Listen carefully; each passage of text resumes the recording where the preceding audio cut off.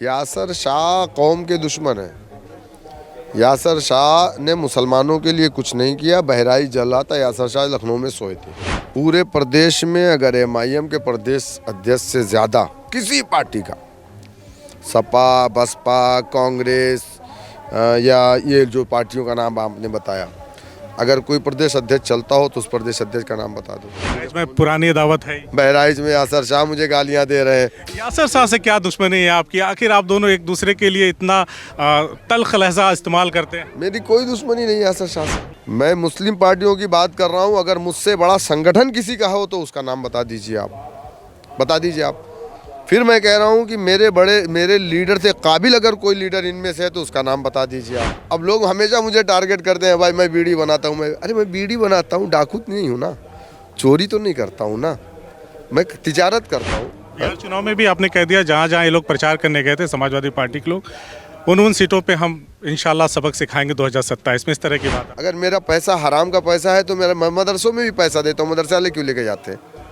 हाँ, बीड़ी बनाना कोई गलत काम नहीं, वो तो बिजनेस है। नहीं है। मुझे लोग यही बोल करके गालियां देते हैं, तो क्यों ना हम झंडे को यूनाइट करते हैं और हम सब एक झंडे के नीचे इकट्ठा होते हैं, और जो मजबूत है, जो काबिल है, उसकी लीडरशिप में हम इकट्ठा हो जाते हैं। सब मिल करके हम लोग क्यों ना, हम जो अगर लड़ाई आपकी वही है, लड़ाई मेरी भी वही है, तो मिल करके एक जगह हम क्यों नहीं इस लड़ाई। अब राजनीति करने का ये पैमाना तो नहीं है कि आपसे बड़ा कोई नेता आ जाए और वो कह दे कि शौकत साहब आप हमारी क़यादत में आ जाइए, विलय कर लीजिए। 2022 के इलेक्शन में डॉक्टर अयूब को चुनाव लड़ रहे थे, लखीमपुर खीरी से हेलीकॉप्टर में बैठा करके ओवैसी साहब के साथ शौकत लेकर के गए थे डॉक्टर अयूब को। क्यों ना राष्ट्रीय उलमा काउंसिल, पीस पार्टी और एआईएमआईएम एक साथ मिलकर के चुनाव लड़े? क्यों आप चाहते हैं कि सबका विलय आपके साथ? आप एक बात मुझे बता दीजिए, आपने जिन पार्टियों का नाम लिया है, इन पार्टियों का संगठन कहाँ?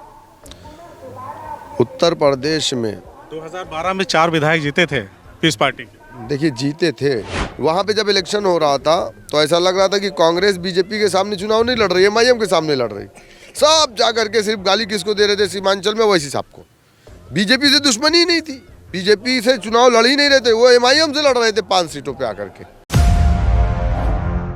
आखिरी सवाल मेरा आपसे, क्योंकि आपने मुस्लिम क़यादत की बात की, मुस्लिम लीडरशिप की बात की, अभी हालिया एक आपका बयान बड़ा चर्चाओं में रहा। आपने पीस पार्टी के अध्यक्ष को कहा कि आप हमारे साथ अपना विलय कर लीजिए, तो वो लोगों की तरफ से एक बयान आता है कि क्यों ना राष्ट्रीय उलमा काउंसिल, पीस पार्टी और एआईएमआईएम एक साथ मिलकर के चुनाव लड़े? क्यों आप चाहते हैं कि सबका विलय आपके साथ? आप एक बात मुझे बता दीजिए, आपने जिन पार्टियों का नाम लिया है, इन पार्टियों का संगठन कहाँ?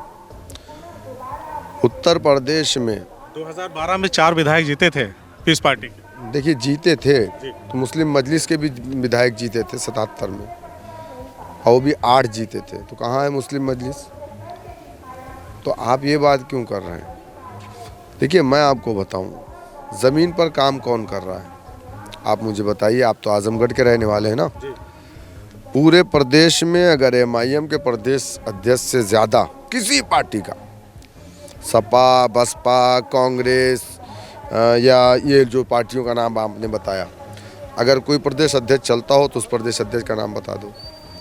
मुझसे ज़्यादा कोई प्रोग्राम या संगठन पे काम करता हो तो उसका नाम बता दीजिए। मैं मुस्लिम पार्टियों की बात कर रहा हूँ। अगर मुझसे बड़ा संगठन किसी का हो तो उसका नाम बता दीजिए आप, बता दीजिए आप।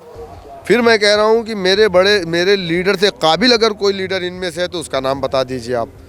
मैं यकीनन ये बात मैंने कहा। साहब, राजनीति करने का ये पैमाना तो नहीं है कि आपसे बड़ा कोई नेता आ जाए और वो कह दे कि शौकत साहब आप हमारी क़यादत में आ जाइए, विलय कर लीजिए। नहीं, यकीनन पैमाना जो होता है वो संगठन का होता है कि आपके पास संगठन कहाँ तक है, आपका ग्राउंड लेवल पे ऑर्गेनाइजेशन है या नहीं है, आपका वर्क क्या है। भाई, मैं एक पार्टी का 2500 पार्टियाँ इलेक्शन कमीशन में रजिस्टर, मैं भी रजिस्ट्रेशन करा करके एक अपना रूम बना करके बड़ा सा लिख दूँ सोशल मीडिया पे, दिन भर मैं लिखता रहूँ मेरी पार्टी ये करेगी, मेरी पार्टी वो मैं कर कुछ नहीं रहा हूँ। शौकत साहब मानते हैं कि ये दोनों पार्टियां काम नहीं कर रही, एआईएमआईएम कर रही प्रदेश? 2022 के इलेक्शन में डॉक्टर अयूब को चुनाव लड़ रहे थे, लखीमपुर खीरी से हेलीकॉप्टर में बैठा करके ओवैसी साहब के साथ शौकत लेकर के गए थे डॉक्टर अयूब को खलीलाबाद में, और डॉक्टर अयूब के चुनाव लड़ रहे थे। उनके चुनाव में उनके लिए वोट मांगा हम लोगों ने, बाकायदा प्रेस कॉन्फ्रेंस हुई, गठबंधन हुआ। आप कैसे कह रहे हैं? मैंने ये कहा है कि चूंकि मुसलमान कम है, बिरादरी में भी बढ़ चुका, फिरकों में भी बढ़ गया। मैंने कहा 20% है, अब ये अलग अलग झंडों में बढ़ रहा, तो क्यों ना हम झंडे को यूनाइट करते और हम सब एक झंडे के नीचे इकट्ठा होते हैं, और जो मजबूत है, जो काबिल है, उसकी लीडरशिप में हम इकट्ठा हो जाते हैं। सब मिल करके हम लोग क्यों ना, हम जो अगर लड़ाई आपकी वही है, लड़ाई मेरी भी वही है, तो मिल करके एक जगह हम क्यों नहीं इस लड़ाई को लड़ें। क्या लगता है कितना सहमत होंगे दूसरी पार्टियों के लोग आपकी इस बात? भाई मैंने तो ऑप्शन दिया है, सहमत हो या ना हो एक अलग बात है। अब लोगों ने मुझे गाली देना शुरू कर दिया। अब लोग हमेशा मुझे टारगेट करते हैं, भाई मैं बीड़ी बनाता हूँ। अरे मैं बीड़ी बनाता हूँ, डाकू नहीं हूँ ना, चोरी तो नहीं करता हूँ ना, मैं तिजारत करता हूँ। अगर मेरा पैसा हराम का पैसा है तो मेरा मदरसों में भी पैसा देता हूँ, मदरसे वाले क्यों लेके जाते हैं? हाँ, बीड़ी बनाना कोई गलत काम नहीं, वो तो बिजनेस है। नहीं है। मुझे लोग यही बोल करके गालियाँ देते हैं, और गाली देता है कौन है? वही लौंडे हैं जिनको कुछ नहीं आता जाता है, टाइप करना कोई भी जानता है, गूंगा भी लिख देता है। तो इस तरीके से मुझे टारगेट किया जा रहा है। डॉक्टर यूब के लोग भी मुझे टारगेट कर रहे हैं, उधर पश्चिमी यूपी से कमाल अख्तर के लोग समाजवादी के मुझे गालियां दे रहे हैं। इसमें पुरानी दावत है। बहराइच में यासर शाह मुझे गालियां दे रहे हैं। यासर शाह से क्या दुश्मनी है आपकी? आखिर आप दोनों एक दूसरे के लिए इतना तल्ख लहजा इस्तेमाल करते हैं। मेरी कोई दुश्मनी नहीं यासर शाह से। यासर आपने शाह कह दिया कि ये खड़े होंगे चुनाव में तो बताऊंगा। यासर शाह कौम के दुश्मन है। यासर शाह ने मुसलमानों के लिए कुछ नहीं किया। बहराइच जल रहा था, यासर शाह लखनऊ में सोए थे। मुझे इसी बात पे एतराज़ है। मैं 4 दिन पहले मैं मटेरा में था, जहाँ से इनकी वाइफ विधायक है। आप जाओ मटेरा देख करके आओ। 20 साल आजमगढ़ से मटेरा विधानसभा पीछे है, 20 साल पीछे है। हम आजमगढ़ की बात कर रहे हैं, मैं मेरी नगर पंचायत माहौल की बात कर रहा हूँ, उससे 20 साल पीछे है। आप जा करके देख करके आओ, सड़क ही नहीं है।